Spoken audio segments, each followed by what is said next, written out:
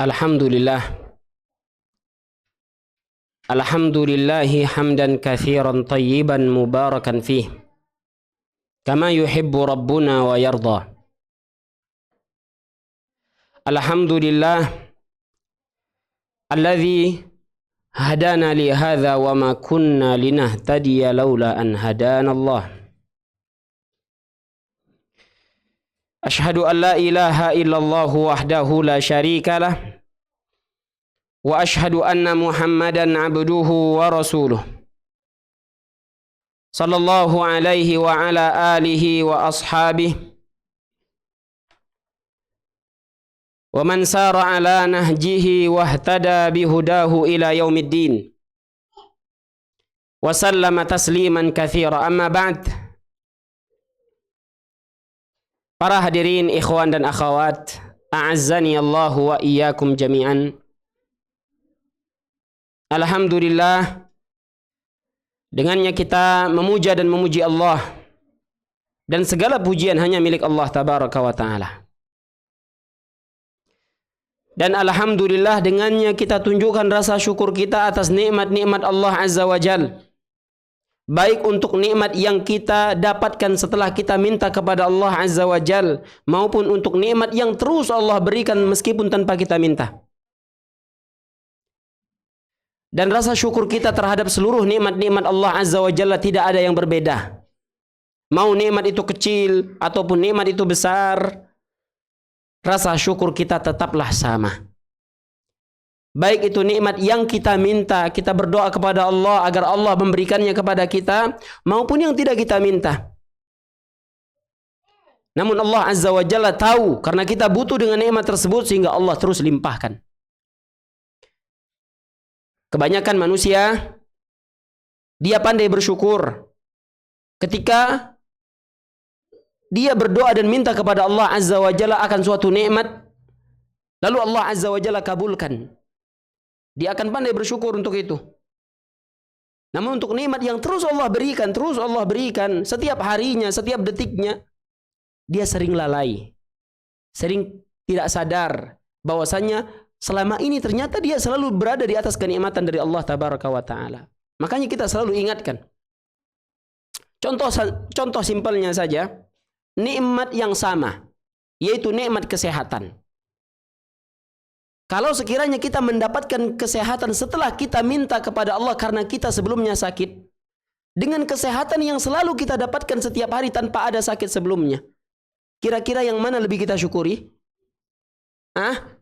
Yang mana yang lebih kita syukuri? Yang diberikan kesehatan setelah sebelumnya dia sakit lalu dia berdoa kepada Allah Azza wa Jalla untuk diberikan kesehatan. Dibandingkan yang setiap hari padahal dia sehat-sehat aja, normal-normal saja, seluruh anggota tubuhnya berfungsi dengan normal, dengan baik, tapi dia lupa untuk bersyukur. Jadi wajar kita selalu untuk mengingatkan di antara kita agar kita selalu bersyukur kepada Allah Subhanahu wa taala. Dan kita bersyukur kepada Allah Azza wa Jalla tanpa pandang nikmat yang manapun. Jangan nikmat harta aja baru bersyukur. Naam.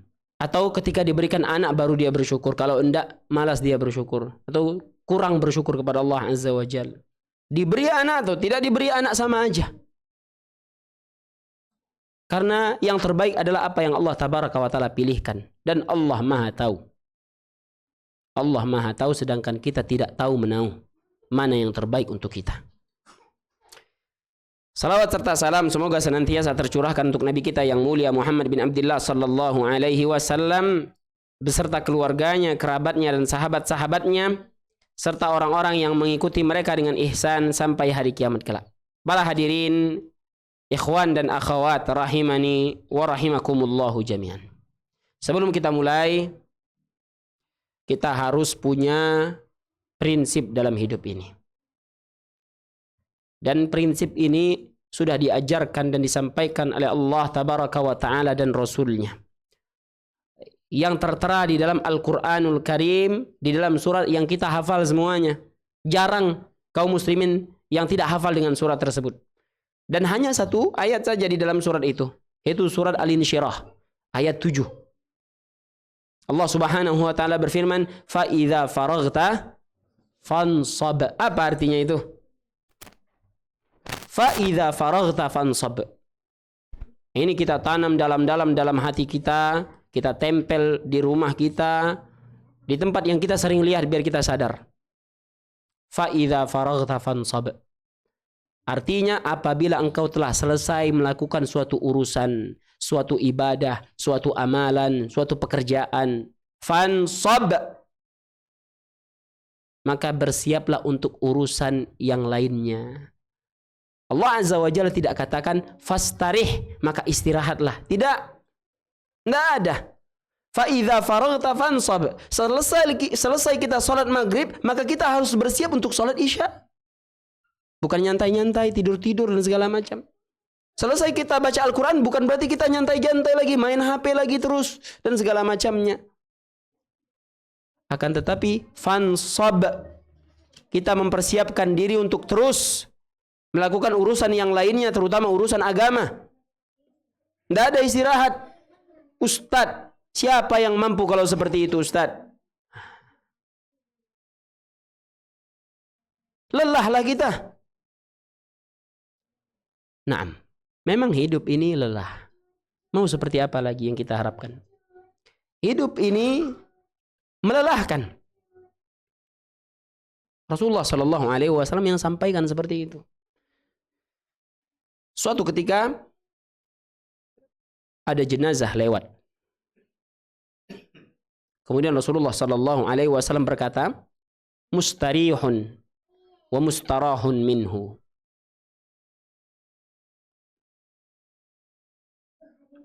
Para sahabat heran, apa maksudnya? Tapi maknanya mereka faham itu. Mustarih wa mustarahun minhu. Tapi mereka nggak tahu apa maksudnya. Mereka faham artinya adalah mustarih. Dia orang yang beristirahat. Mustarahun minhu, darinya orang beristirahat. Makanya para sahabat bertanya, apa maksudnya? Maksudnya Rasulullah Sallallahu Alaihi Wasallam jelaskan, ketika seseorang wafat, maka hanya ada dua kemungkinan. Kalau dia orang mukmin, maka dia mustarih, orang yang akan beristirahat. Dari mana istirahatnya? Dari lelahnya dunia ini. Makanya tadi, dunia memang melelahkan.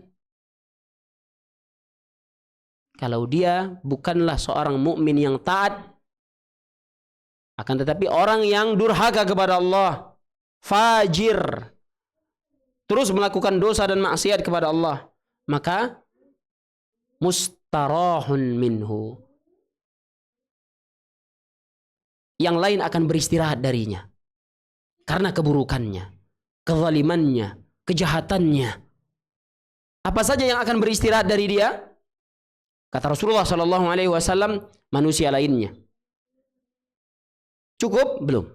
Tumbuh-tumbuhan, hewan-hewan, bahkan suatu negeri akan istirahat dari kejahatannya, keburukannya, kezalimannya. Yang ingin kita tegaskan tadi adalah dunia ini memang melelahkan kalau kita benar-benar berusaha menjadi mukmin yang taat kepada Allah Azza wa Jalla.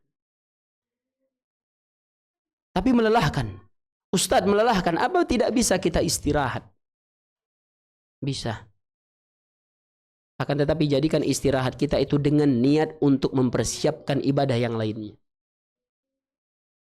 Bukan istirahat terus, jalan-jalan terus, liburan terus. Fa idza faraghta fansab. Itu prinsip kita. Yang buat kita harus selalu semangat, Selelah apapun kita, capek kita kerja dari pagi sampai sore, istirahatlah. Duduk di kajian juga istirahat. Di rumah juga duduk. Di kajian juga tidur. Di rumah tidur, di kajian juga tidur. Apa bedanya? Bahkan justru biasanya lebih nikmat yang di. Kenapa? Karena ba'da maghrib. Kalaupun kita tidur di rumah ba'da maghrib, isya tetap harus bangun, tetap harus sholat. Sama aja. Ya udah tidur di di masjid sambil dengar kajian. Jauh lebih nikmat. Jauh lebih berpahala. Bahkan dia sedang tertidur di taman-taman surga. Nah, siapa yang pernah umroh?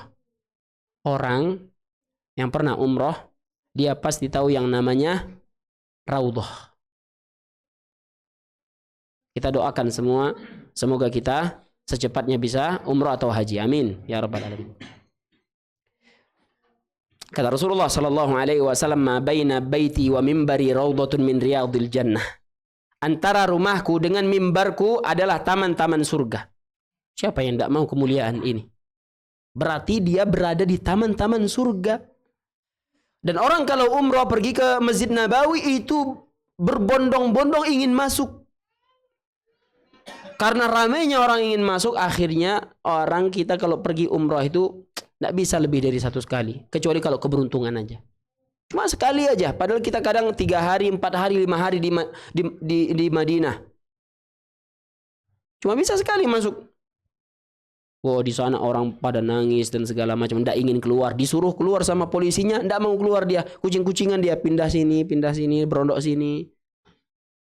Karena dia ingin lama-lama di situ, Namun untuk yang belum umroh jangan khawatir, jangan sedih. Ada taman-taman surga kita, yaitu majelis-majelis ilmu. Rasulullah sallallahu alaihi wasallam juga katakan, "Idza marartum bi riyadil jannati farta'u." Apabila kalian melewati taman-taman surga, maka singgahilah. Para sahabat bertanya, yang mana yang dimaksudkan dengan taman-taman surga tersebut ya Rasulullah? Hilaqul dzikr, halaqah ilmu, halaqah zikir. Ya. Itu taman-taman surga. Kenapa yang lebih antusias di sana, di sini enggak? Padahal sama. Sama-sama taman surga. Nah, apalagi untuk majelis ilmu ya. Fa idza faraghta fansab. Semangat kita untuk hadir. Jamaah yang dimuliakan oleh Allah Subhanahu wa taala. Bahkan meskipun kita kurang-kurang faham, tidak ada masalah, duduk aja. Keutamaannya sangat besar duduk di majelis ilmu. Apalagi cuma sampai Isya. Jamaah yang dimuliakan oleh Allah Subhanahu wa taala, ikhwan maupun akhwat, tetap pegang firman Allah Azza wa Jalla di dalam surah Al-Insyirah atau surat Asy-Syarh ayat 7, fa idza faraghta fansab. Bukan fastarih, bukan istirahat. Apabila telah selesai melakukan suatu urusan, maka istirahatlah. Tidak, tapi fansab. Bersiap kita. Paksakan diri kita untuk melakukan urusan yang lainnya lagi. Itu ibadah yang lainnya lagi. Terutama urusan akhirat. Nah, kalau melelahkan, kalau berat, itu hal yang pasti. Makanya Allah Azza wa Jalla tidak biarkan kita, melainkan Allah perintahkan kita untuk isti'anah. Minta tolong sama Allah Subhanahu wa taala. Allah tidak biarkan kita suka-suka kalianlah situ. Tidak. Tapi Allah katakan wasta'inu bis-sabri was-salah. Allah juga katakan iyyaka na'bud wa iyyaka nasta'in. Jadi perintahkan untuk isti'anah, minta pertolongan kepada Allah Subhanahu wa taala. Jangan bersandar dengan kemampuan diri kita. Dengan usia kita yang masih muda atau tenaga kita yang banyak, tidak. Tapi terus bersandar memohon pertolongan kepada Allah Azza wa Jalla agar kita diberikan kekuatan. Diberikan semangat. Diberikan kemudahan oleh Allah Subhanahu wa taala. Naam, jamaah yang dimuliakan oleh Allah Subhanahu wa taala. Jamaah yang dimuliakan oleh Allah Subhanahu wa taala, alhamdulillah malam hari ini setelah sekian lama kita akan kembali lanjutkan pelajaran kita ya tentang kitab ya seputar 200 tanya jawab masalah akidah ya, yang mana pertanyaan kita malam hari ini sesuai yang saya tandakan, semoga tidak yang berbeda ya, yaitu soal yang ke-19 tentang syarat-syarat syahadatu alla ilaha illallah. Betul atau tidak? Ya. Betul atau tidak? Baru mau dibuka. Ala kulli hal. Baik, naam. Pembahasan kita masih seputar tentang syahadat. Yang mana ini tonggak pertama agama kita. Syahadatu an la ilaha illallah wa anna Muhammadar Rasulullah. Jamaah yang dimuliakan oleh Allah Subhanahu wa taala. Tadi di pesantren kami yang khutbah itu santri. Khutbahnya tentang rukun Islam. Saya dengarkan dari awal sampai akhir. Beliau katakan, agama kita, dia bawakan hadis Rasulullah sallallahu alaihi wasallam, buniyal Islamu ala khamsin. Agama Islam ini dibangun di atas 5 pondasi. Syahadatu an la ilaha illallah wa anna Muhammadar Rasulullah. Yang pertama, syahadat la ilaha illallah wa anna Muhammadar Rasulullah. Kemudian beliau jelaskan, jamaah yang dimuliakan oleh Allah Subhanahu wa taala, sebenarnya agama kita ini dibangun di atas 5 pondasi pokok. Yang pertama, mengucapkan 2 kalimat syahadat. Apa sulitnya kita menerima? Apa sulitnya kita mengamalkan, mempelajari dan memahaminya? Padahal Allah Azza wa Jalla telah tunjukkan bukti-buktinya. Apa bukti-buktinya? Perhatikan alam semesta ini. Allah Subhanahu wa taala ciptakan alam semesta ini sebagai tanda kebesaran Allah agar kita yakin yang berhak disembah hanyalah Allah Subhanahu wa taala. Apa susahnya? Yang membuat susah kita untuk memahami, mengamalkan 5 rukun Islam itu adalah syaitan. Karena pada hakikatnya tidak ada sulit dari 5 perkara rukun Islam tersebut. Tidak ada yang sulit. Karena semuanya sudah jelas. Sudah diajarkan oleh Rasulullah sallallahu alaihi wasallam, didatangkan bukti-buktinya. Kemudian salat, mendirikan salat, jamaah yang dimuliakan oleh Allah tabaraka wa taala. Kenapa kita kesulitan mendirikan salat 5 waktu? Padahal Allah Azza wa Jalla berikan waktu kita 24 jam dalam sehari. Allah hanya minta 5 waktu. Dan dalam mengerjakannya tidak lama. Apa sulitnya? Yang buat sulit adalah syaitan. Makanya Allah tabaraka wa taala katakan, inna syaitana lakum aduun fattakhidhuhu aduwa. Sungguhnya syaitan adalah musuh, jadikanlah dia musuh sebenarnya. Begitu seterusnya dia khutbah. Ini kembali kepada judul kita hari ini, tentang la ilaha illallah, yang harus kita pelajari. Jangan merasa sulit mempelajari dan memahami la ilaha illallah wa anna Muhammadar Rasulullah. Yang buat sulit hanyalah syaitan. Sebenarnya tidak sulit. Kalau kita duduk dengan benar, kita fahami, kita catat. Kalau belum faham, kita tanya. Insya Allah nggak ada yang sulit. Nah, yang buat sulit adalah syaitan. Yang perlu kita lawan. Dan syahadat an la ilaha illallah bukan hanya sekedar kita tahu maknanya, tidak.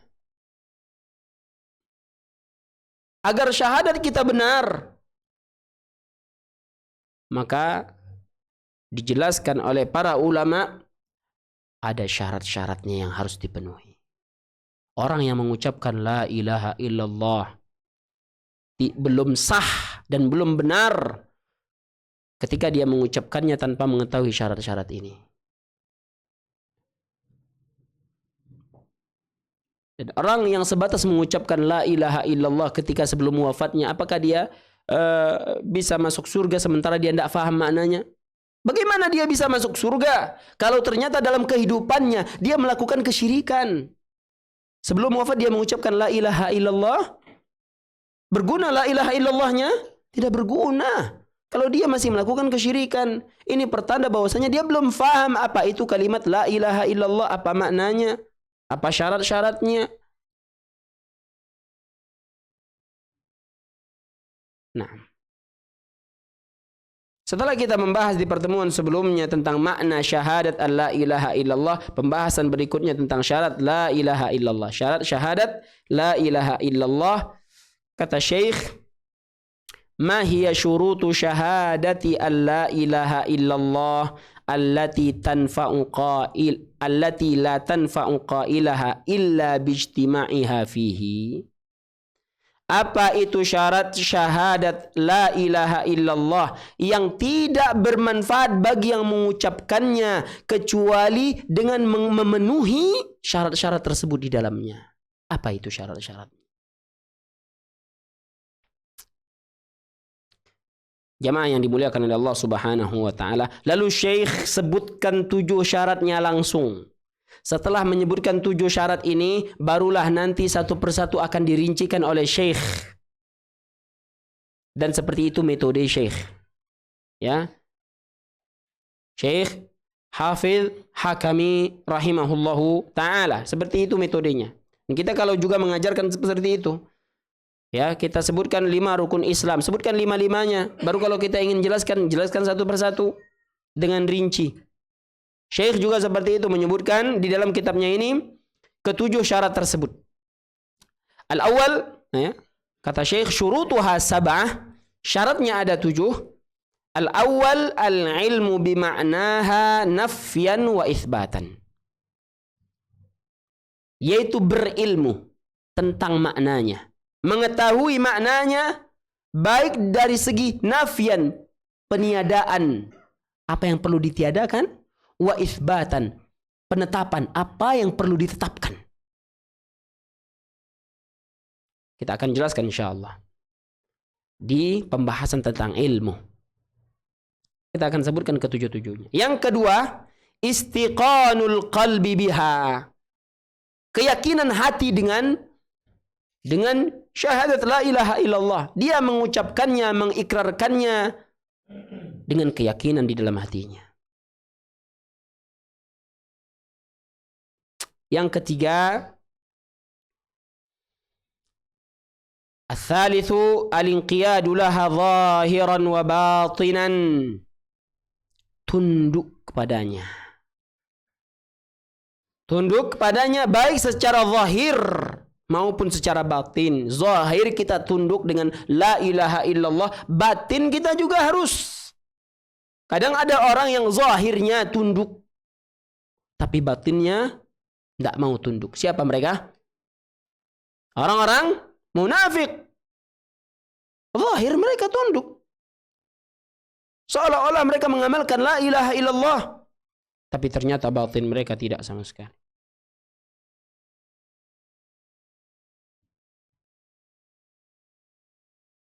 Oleh karenanya Allah Subhanahu wa ta'ala sebutkan di dalam soal munafiqun. Idza ja'aka al-munafiquna qalu nashhadu innaka la rasulullah. Wallahu ya'lamu innaka la rasuluh. Wallahu yashhadu innal munafiqina lakadzibun. Apabila datang orang-orang munafik kepadamu, mereka katakan innaka la rasulullah. Engkau benar-benar Rasulullah. Engkau benar-benar utusan Allah.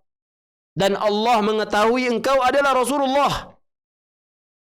Kemudian wallahu yashhadu innal munafiqina lakadzibun. Allah menyaksikan, Allah bersaksi bahwasanya orang-orang munafikin adalah dusta. Mereka mulut mereka seperti itu, zahir mereka seperti itu, batin mereka jauh sekali. Itu yang ketiga. Nanti kita akan jelaskan insyaallah. Yang keempat, ar-rabi'u al-qabulu laha. Fala yaruddu syai'an min lawazimiha wa muqtadayatiha.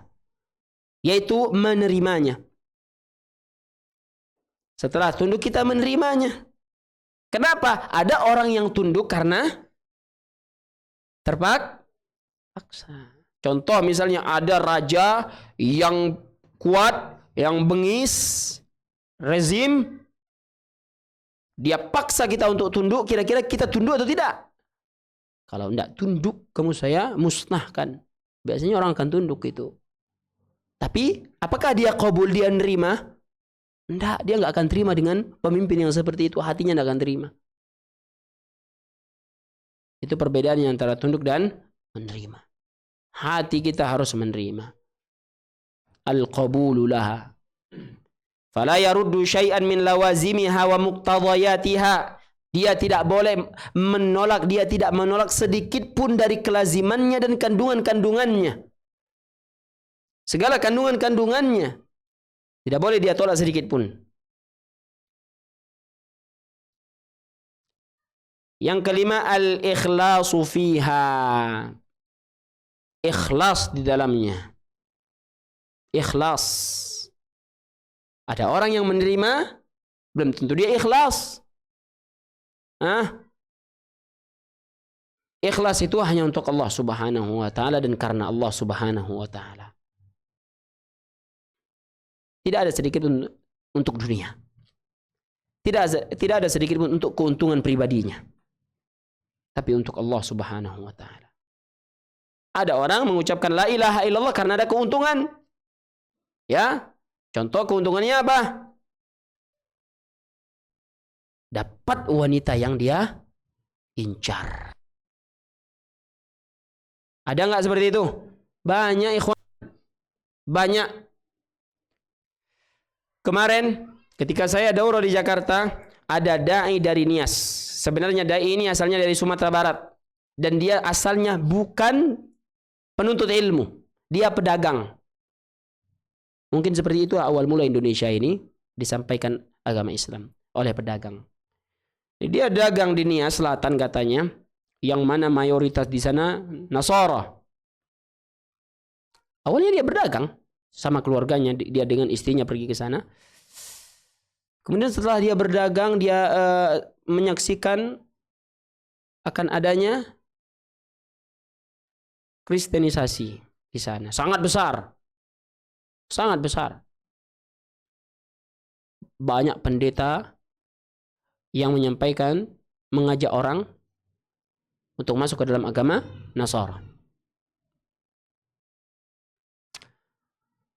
Karena tersentuh hatinya melihat kenapa begitu gencarnya para pendeta mendakwahkan agama mereka.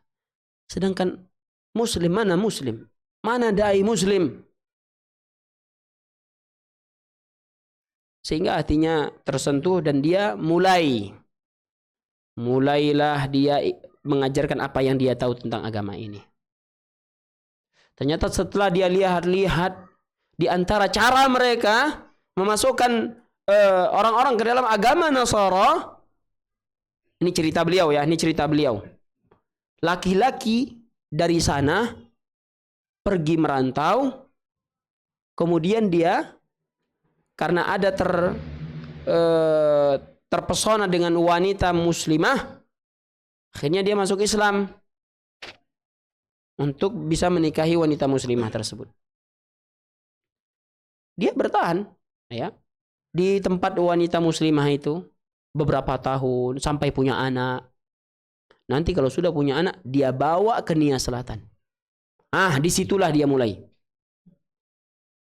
Kata beliau, kalau sudah dibawa ke Nias Selatan, Ustadz, dia disampaikan sama dai-dai semuanya, itu akan sulit keluar dari sana. Dan itulah tugas ya dai ini. Dia tahu seperti itu ceritanya, akhirnya dia berusaha untuk membantu siapapun wanita yang ingin kabur dengan agamanya, ingin keluar dari sana dengan agamanya.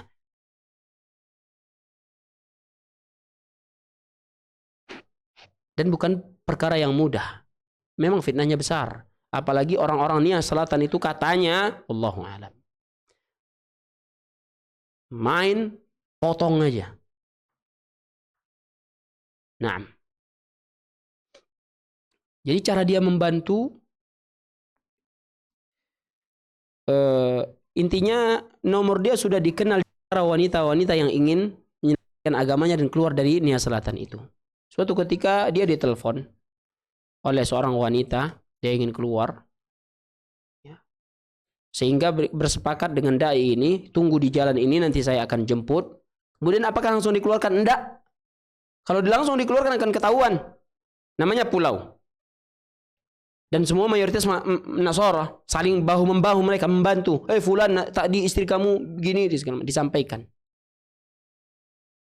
Akhirnya caranya disembunyikan dulu selama sepekan.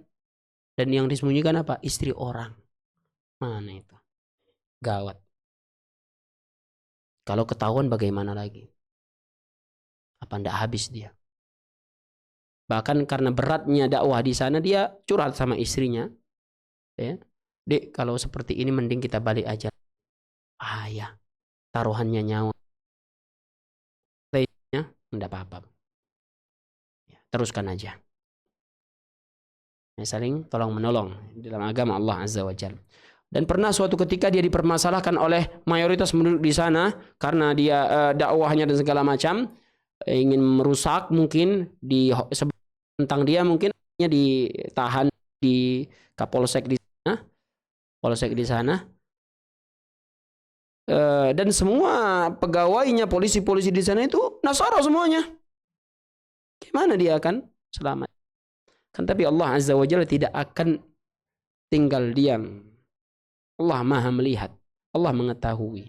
Meskipun demikian, kalau tidak ada orang yang dapat menolong mereka, orang Islam yang menolong ini dai, maka turunkan pertolongannya dari sekalipun dari Nasrani. Ternyata ada yang berpangkat juga di sana, ya, untuk menangkap dakwah dai ini. Begitulah pertolongan Allah. Ya, tidak ada Muslim yang dapat membantunya, maka Allah turunkan bantuannya dari orang juga untuk membackup dakwahnya. Intinya tadi, ya,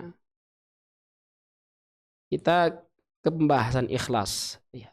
Ikhlas itu kita akan berkorban apapun. Tidak ada keuntungan untuk diri kita.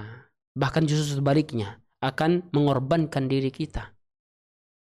Itulah makna ikhlas. Dan dia cerita sambil sedih ketika itu di hadapan para masyayikh.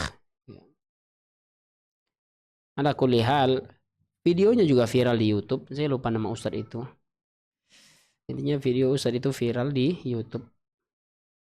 Karena orang-orang marah dengan dia, orang-orang Nia Selatan. Seperti itulah perjuangan untuk ikhlas. Dan beliau tetap di sana. Kita lanjutkan lagi jamaah. Yang keenam, ya, dari syarat la ilaha illallah, as-sidqu min samimil qalb, la bil lisani faqat, kata Syekh. Kejujuran ataupun ketulusan dari dasar hati, bukan hanya sebatas lisan. Ya. Itu syaratnya, ketulusan dari dasar hati. Sehingga bukan coba-coba. Ya, mengucapkan la ilaha illallah, coba-coba, tidak ada. Iseng-iseng, tidak ada. Akan tetapi mengucapkan la ilaha illallah itu betul-betul dari dasar hati. Makanya orang yang mau masuk Islam itu kita tanya dulu, kenapa masuk Islam? Jangan langsung mengucapkan 2 kalimat syahadat. Dia khawatirkan kalau langsung saja dia akan mudah berpindah lagi, balik lagi, mundur lagi. Tapi kalau kita tanya kenapa masuk Islam, kita kasih tahu apa yang perlu dia pelajari, dia ketahui sebelum dia mengucapkan la ilaha illallah, meskipun hanya dengan ringkas, nggak ada masalah. Agar dia paham. Sehingga ketika dia mengucapkan la ilaha illallah, dia mengucapkan sesuatu yang sakral, yang besar. Nah, itu arti ketulusan. Adapun orang yang mengucapkan sebatas lisan, maka ini tidak akan bermanfaat. Seperti kata Syekh, kalau tidak dia kumpulkan seluruh syarat-syarat ini, maka tidak akan bermanfaat bagi yang mengucapkannya. Dan syahadat la ilaha illallah, keutamannya sangat luar biasa. Kalau diucapkan dengan memenuhi syarat-syaratnya. Mungkin di antara kita ada yang dengar hadisnya. Hadis bitaqah namanya. Hadis kartu. Ketika itu ada orang yang didatangkan di hadapan Allah Azza wa Jal dengan memiliki 99 catatan keburukan. Satu catatan keburukannya itu, dia punya 99. Satu catatannya itu sejauh mata memandang.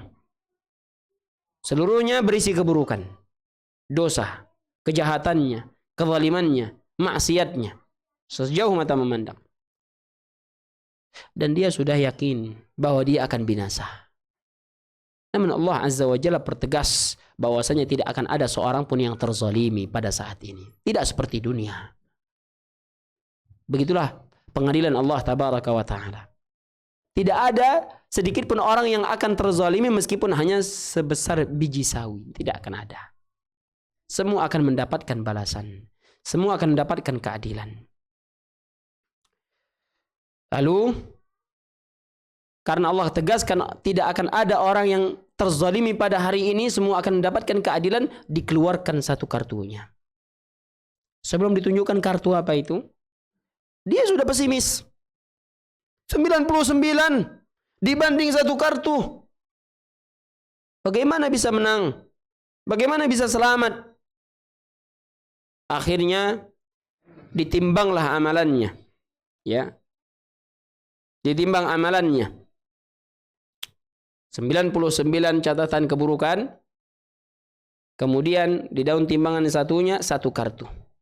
Setelah ditimbang kartu itu berterbangan 99 catatan keburukannya. Berterbangan saking beratnya kartu yang berisi la ilaha illallah. Tapi tadi bukan sebatas mengucapkan saja. Kita harus penuhi dengan 7 syarat ini. Makanya sayang kalau kita udah umur sekarang baru tahu 7 syarat ini. Sayang sekali, kemana aja selama ini. Yang terakhir, al-mahabbatu laha wa li ahliha wal muwalatu wal muadatu li ajliha. Mencintainya dan orang-orang yang mengamalkannya, yaitu ahlu tauhid. Mencintai tauhid dan mencintai ahli-ahli tauhid. Serta al-muwalatu wal muadatu li ajliha. Ya. Loyalitas dan bermusuhan karena tauhid. Dia berteman dengan seseorang, dekat dengan seseorang, sebaliknya bermusuhan dengan seseorang, membenci seseorang bukan karena perasaan, bukan karena kepentingan duniawi, akan tetapi murni karena la ilaha illallah, karena tauhid, karena agama. Ini penting pembahasannya. Ikhwan, a'azzani Allah wa iyyakum jami'an. Kebanyakan kaum muslimin, kita banyak enggak jumlah kaum muslimin sekarang ini? Banyak. Tapi kita kuat enggak? Tidak. Kenapa? Karena kita tidak bersatu. Kita dikotak-kotakkan oleh kepentingan duniawi. Ada yang dikotak-kotakkan lembaga, dikotak-kotakkan oleh kelompok kajian, dikotak-kotakkan oleh tempat kerja, dikotak-kotakkan oleh bisnisnya. Dia hanya dekat kepada muslim yang dekat dengan dia saja. Adapun muslim yang lainnya, apalagi saingan bisnis, dia tidak suka, dia benci. Waliyadzubillah. Benci kaum muslimin. Tidak boleh.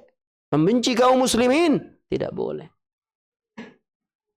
Makanya tadi kita katakan, dia berteman, membangun loyalitas, dan juga membenci, bermusuhan. Itu karena tauhid, karena agama Allah.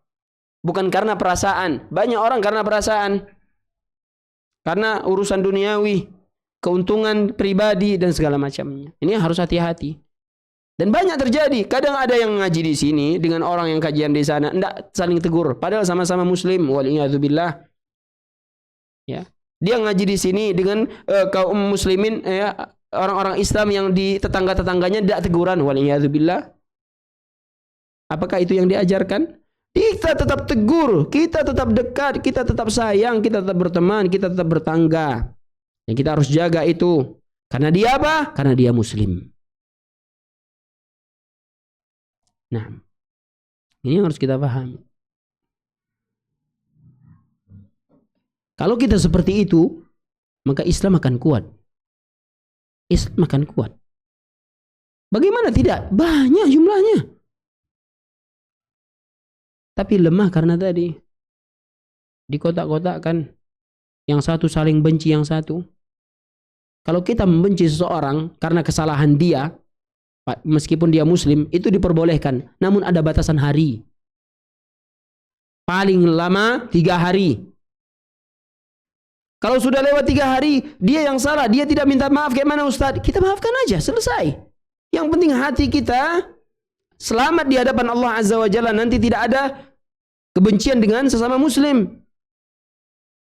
Meskipun dia tidak datang minta maaf. Yang penting kita maafkan, selesai. Harus kita bilang dengan dia, Ustaz, tidak perlu. Yang penting kita maafkan. Hati kita ini bersih dari kebencian dengan sesama muslim.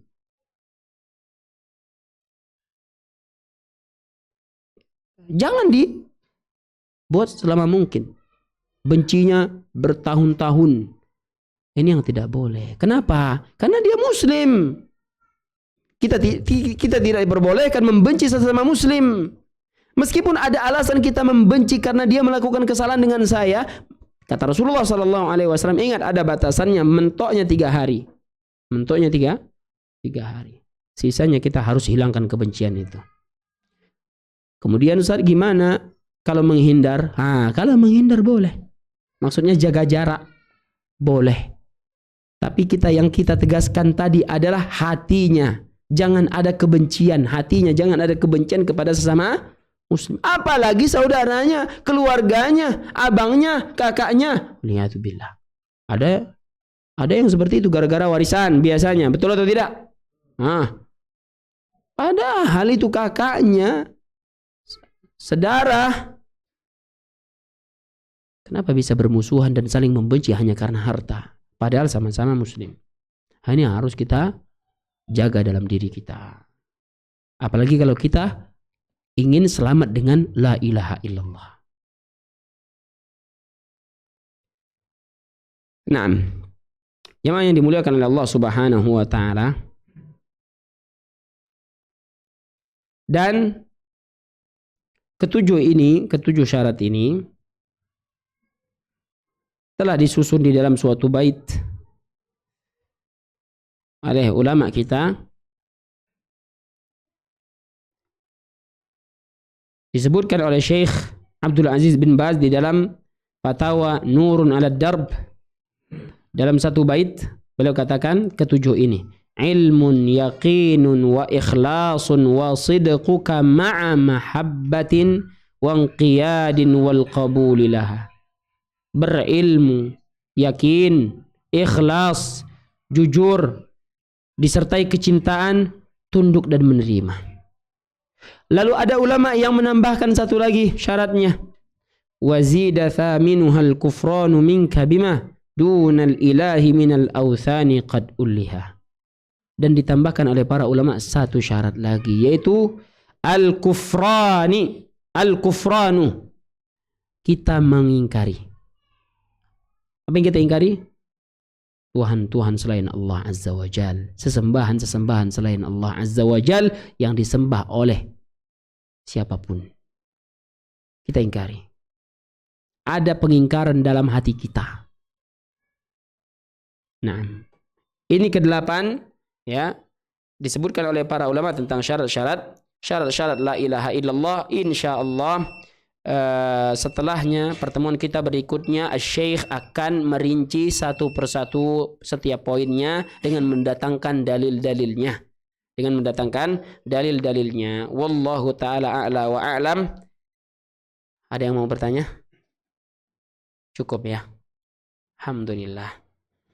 Jazakumullahu khairan. Kalau ada kata-kata kita yang salah, semoga dimaafkan, dan dengan saling memaafkan kita akan diampuni oleh Allah Subhanahu wa taala dosa-dosa kita.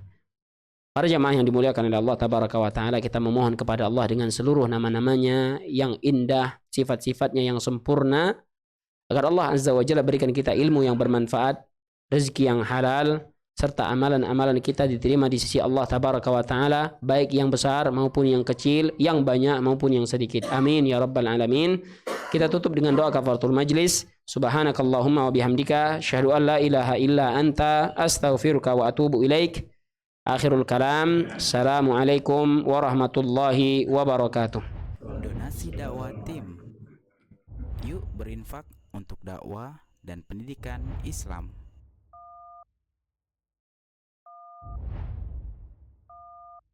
Barakallahu fikum.